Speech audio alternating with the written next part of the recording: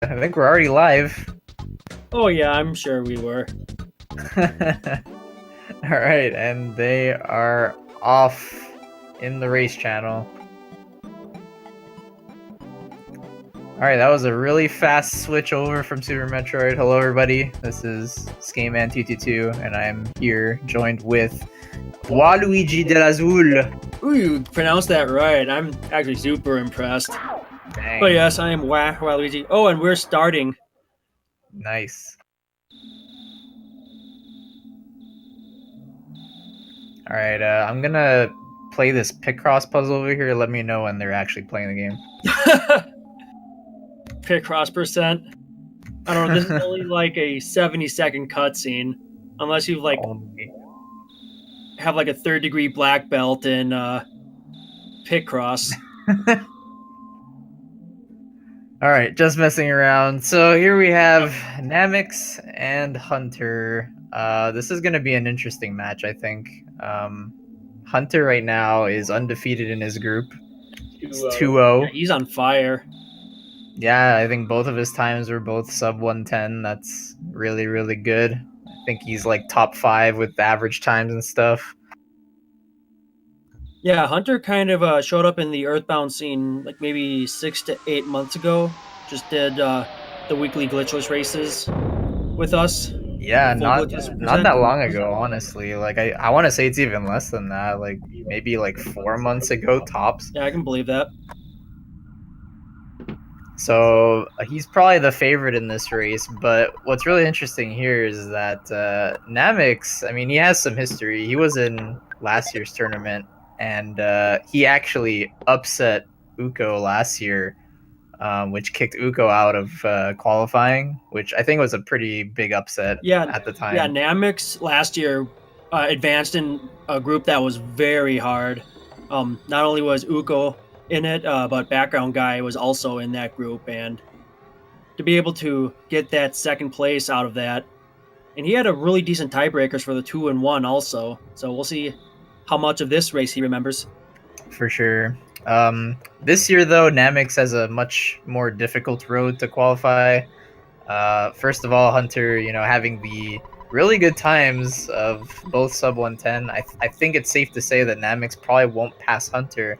But we already have someone else in the group, Tootler Fiber, who is also 2 wins, but he also has 1 loss. So Namix has to win both this game and his next match, and his averages have to be better than Tootler Fibers. So it's going to be a really hard road, but it's still technically possible. Yep, we've been doing this boogie percent bracket for somewhere between 2 and 3 weeks now, and we're getting to that stage where all the groups are starting to talk about advancing to the single elimination, or is it double elimination brackets? I believe it's single, I want to say. I think so too. With all the people who are qualifying, that would make sense. And then also talking Yeah. about wild card and tiebreakers. Mm. Before the race started, Hunter was discussing whether he should play this safely, play this race pretty safe because he's happy with his times. Yeah, I mean, the way the tie breaks work, we only look at the best 2 times, which is a change from last year. So he's already sitting at a below 110 average, so he can basically do whatever he wants here, technically. But it's in his best interest to improve his average, I guess, just to get a better seed. Yeah, I completely forgot about that. Like the two best heats. Yeah, we pretty much changed that for a few reasons. One, so that in the event where they just could not complete the race, it'd be a forfeit, and we couldn't really calculate averages with a forfeit unless we use like the slowest time in the tournament, which is what we're also using here. But we want to just kind of incentivize the fact that you don't want to forfeit, you have to finish, and maybe you'll have that one race that was also just really unlucky and not really indicative of your skill level. So we leave the outlier out and just look at the best 2. Yeah, definitely want to at least finish the race. Don't want to lose those precious SRL points. Oh yeah, no, precious SRL points for sure. Speaking of precious SRL points, talking about Hunter's involvement with the Earthbound community, at least in SRL, he changed his name to HunterRNG maybe like a month or two ago, And both his previous account and this one are pretty up there on the Earthbound leaderboards. It's really impressive, actually. Yeah, he has like his old Hunter numbers account, and I think that one might still be higher rated than his RNG one, which he recently changed to. Okay, yeah, we're kind of talking off topic, but we're starting the Net Hill. Oh yeah, things are happening. We had all kinds of different AI happen. Like Hunter right now is trying to stutter past this snake, but he's kind of figuring out what to do. Ah, jeez, yeah. So yeah, the snakes only move when Ness does, and you can able to exploit that by moving Ness a couple pixels at a time. We call that stutter stepping. Unfortunately, Hunter got pinched between that and a crow, and the crow kind of goes aggressive in a horizontal pattern. So we can exploit the crow movement by moving around the crow if they get stuck in that wall. Like on Namux's screen on the left, it's kind of bonking its face against that cliff, no problem. Yeah, perfect example there.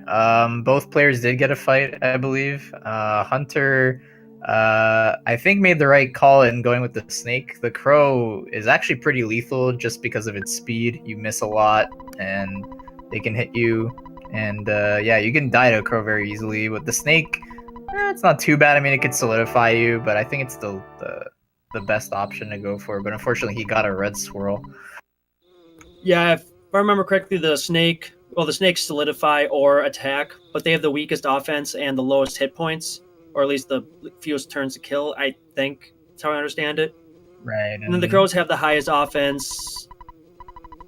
They're very fast, like Skateman said. It's not fun to fight those crows. No. Hunter's showing off a cool graphical glitch.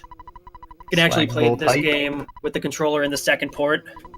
It doesn't do anything except random graphical glitches during cutscenes like this one.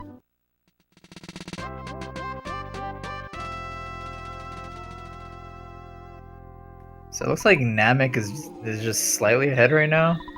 Maybe 5 seconds. Yeah, it looks like it. Hunter did a little hesitation between the snake and the crow, but that's perfectly fine. It's still too close to call. For sure. Both players. No one red roll. Wipes at Net Hill. Yeah, at least. That'd be sad.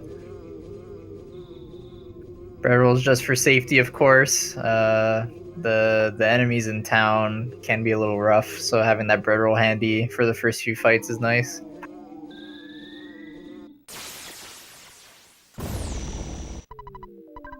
So both these runners about to face their first quote-unquote boss of the game. I just keep stepping on you, Skate. I'm sorry. It's going to be this way for the next hour. It's hard to time when we're just like with the awkward silence for 3 seconds. Someone's got to talk. So. Discord, please. But basically, Buzz is going to destroy the heck out of this Starman. Just a matter of it'll be 2 attacks or 3. 3 seems to be par, but we've seen 4 and even 5 cycles. This is otherwise I'll call it a scripted fight.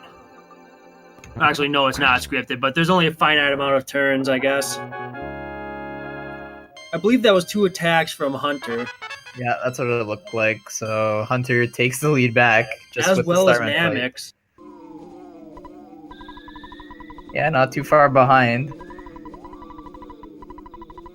So because both Namux and Hunter fought any single monster in this Net Hill, you finish the Starman fight at level 3.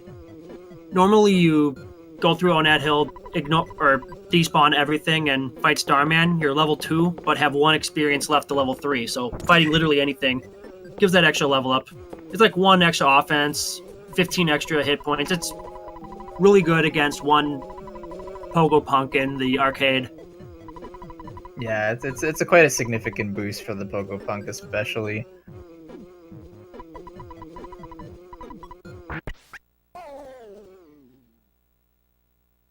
And rip Buzz yet again.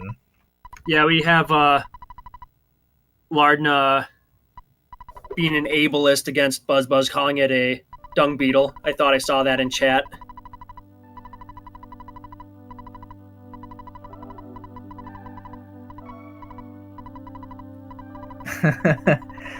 So D-Rock's been starting a thing with these commentaries.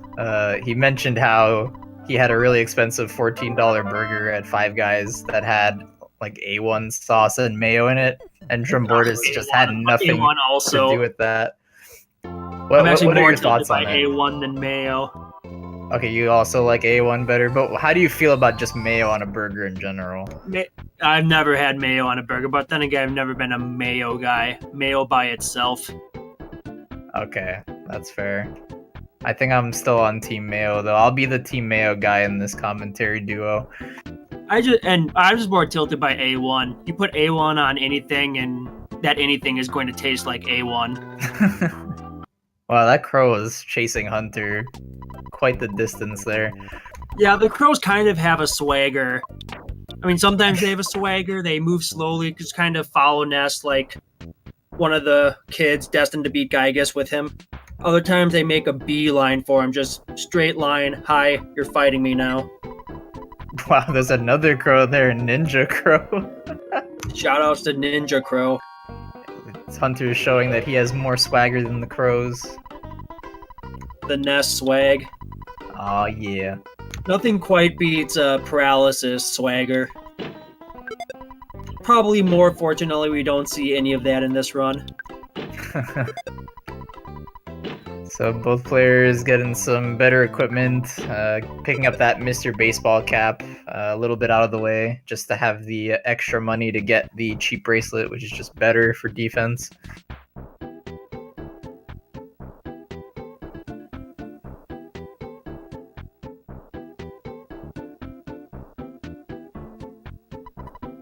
Alright, and Hunter doing the 99.9% despawn walk. Walking around the hospital. Yeah, which doesn't work all the time, but it works most of the time. 99% of the time it works every time. Yeah, that.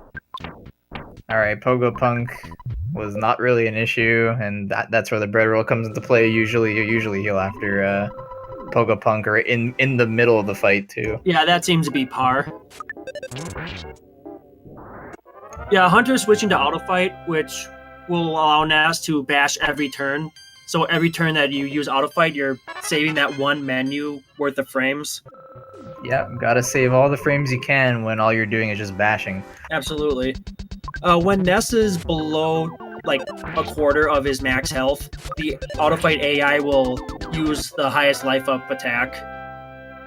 Yeah, definitely something to keep in mind. Ooh, Okay, Namux might be in trouble. We have a roll on Namux. Fortunately, he fell down, Oof. gave him an empty turn. The Pogo Punks charged forward. Their strongest attack would have wiped Namux. Fortunately, had a little bit of luck on his side. So Hunter's starting the Frank fight. Frank's starting the Hunter fight. Oh, heck yeah. So Frank is mucho scary. Muy mucho scary. Muy mucho. Yeah. He brandishes knives and stuff. Hits pretty hard. It could do a lot of damage. It could even do enough to just simply make it nearly impossible to survive due to how low of HP you have with the rolling HP counter going too fast for you to heal. But he took care of Frank just fine. Let's see how Namix deals with this Frank. It looks like Namix didn't fully heal up. Hopefully, Frank doesn't stab again. Oh, that's gonna be a wipe. What? Oh, okay, he queued up a life up. No, that was like a first frame life up input. Like he healed from 18. Like I've only ever seen that in Mother 2. Wait, really? Yeah, I thought I saw he was at 42 and he took 24 damage. Huh. Anyway, that was really sick. But yeah, the Frank fight was played really well. You know, I thought Namix would fully heal himself up, but it worked. Yeah, Namix is living life on the edge, but he's doing just fine.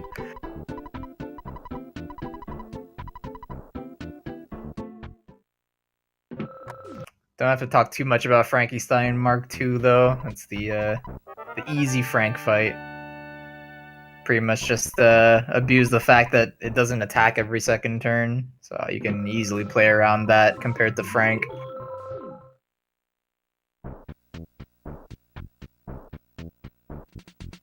Yeah, now I'm gonna have to watch that clip back because I didn't really see it. I just kind of believe you. That's crazy. Yeah, both of these players were weak enough that they re-entered the backyard, and Frank offers to fully heal you. Yeah, it's important not to forget about that.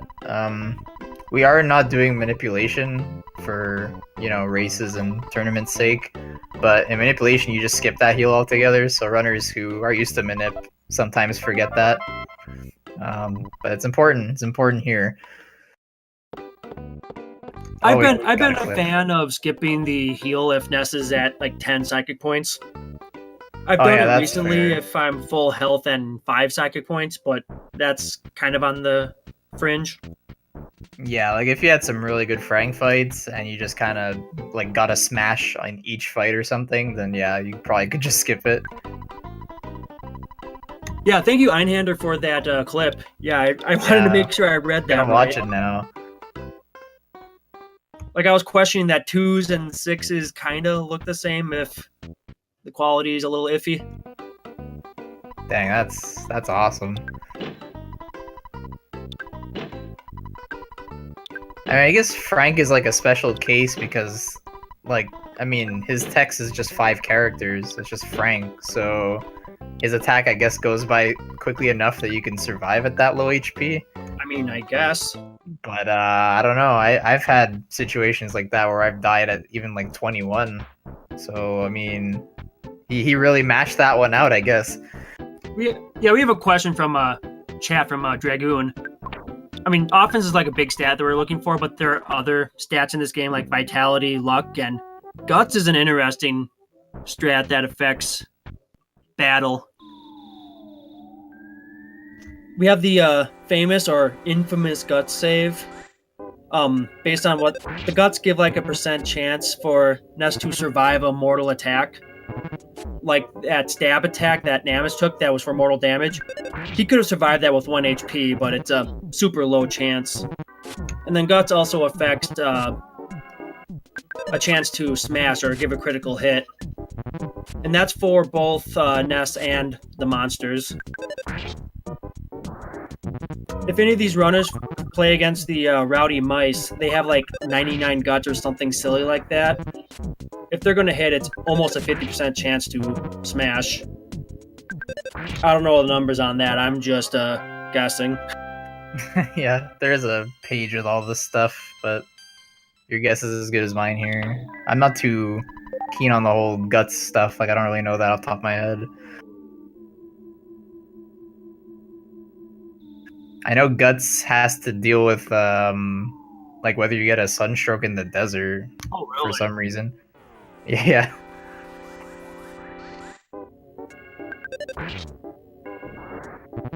I assume that would be luck or just dumb RNG. But fortunately, we don't have to deal with desert sunstroke. Nope. Instead, we have to deal with the slug grind, which is what these two are doing right now. They both want to see 22 slugs to get to that magical level 8 so they can learn that rocket attack to deal with ant efficiently. I don't think we've seen any of the 1 out of 128 bomb drops from these slugs.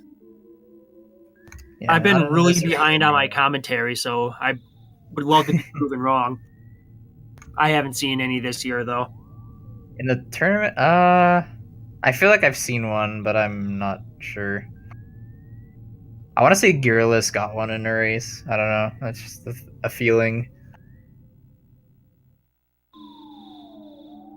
Is that the runner that always seems to get bombs or something? Oh no! I'm pretty sure I just feel like I saw one of his races and he got one or something. I'm not sure though. Your gut instinct. Yeah, I don't know. I'd have to look back, but it's just a bomb drop. Right. We have the community has our superstitions about the bomb drop. So that Yeah. 1 out of 128 drop is based on the encounter, not on per slug.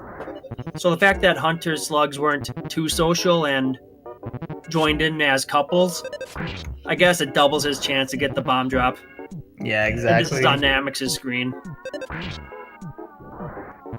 So the bomb, we mostly say it's a bad luck thing, even though it's technically a good thing to have. But it's an item that's pretty similar to Rockin', except it can't miss at all, whereas Rockin' can miss depending on speed.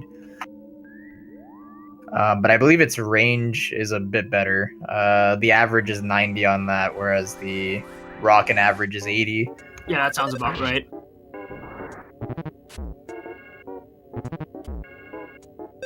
So both of these runners are hoping to get 22 slugs or 22 monsters. Slugs just happen to be the best because they have low defense and low offense. Kind of go in packs as well. Yeah, and then the other monsters in this cave do provide the same or a bit more experience, but they're tougher to deal with, so not worth. Sometimes though, if you have like an awkward amount of slugs defeated, like 21 or something, sometimes you can just fight a mouse, like whatever, just anything to get to that 22. Just bring back that equilibrium or status quo or whatever. Status quo. You've got a way with words tonight. Getting really good second floor spawns. Yeah, usually getting a pack of slugs in the second floor is really iffy because the black dot sprites can also be black antoids now. Yeah. And the runners will gauge if they're black antoids or slugs based on how solitary or grouped these monsters are. Wow, look at this mouse crew here. Oh wow, it just keeps going. The stutter train. So yeah, some great slaloming by Hunter. Yeah. And he's gonna just despawn that.